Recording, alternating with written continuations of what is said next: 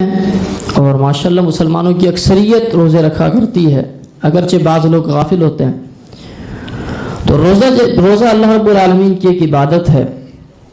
عبادت جب اللہ تبارک و تعالیٰ کی عبادت ہے تو پھر اس کے لیے لازم ہے کہ وہ عبادت اسی طریقے سے کی جائے جس طرح رب چاہتا ہے۔ جب عبادت لازم کر دی گئی تو اس کے پھر قواعد بھی دیے گئے، قوانین بھی دیے گئے، ضابطے بھی دیے گئے کہ ان ضابطوں کی رعایت کرنا بھی ضروری ہے۔ اگر ہم ان ضابطوں کی رعایت نہیں کریں گے تو پھر وہ عبادت نہیں ہوگی۔ ہم سمجھ رہے ہوں گے کہ یہ عبادت ہو رہی ہے لیکن وہ عبادت نہیں ہوگی۔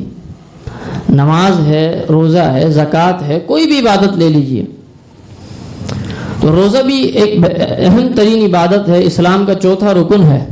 اور حدیث مبارکہ میں یہ فرمایا گیا ہے کہ اسلام کی بنیاد 5 چیزوں پر ہے۔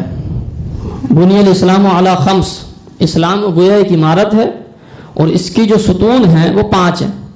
ان میں سے ایک فرمایا کیا ہے؟ روزہ۔ بنیادی ستون ہے، اسلام کی عمارت اس پر کھڑی ہے۔ روزہ ایک بہترین عبادت ہے۔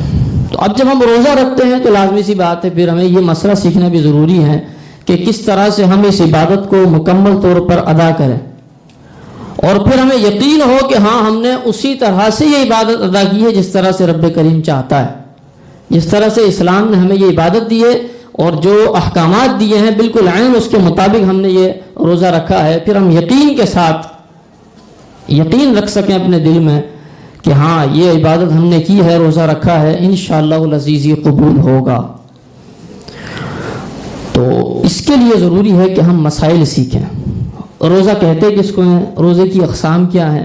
روزہ کن چیزوں سے ٹوٹ جاتا ہے، کن چیزوں سے نہیں ٹوٹتا؟ ہمارے یہاں بہت ساری غلط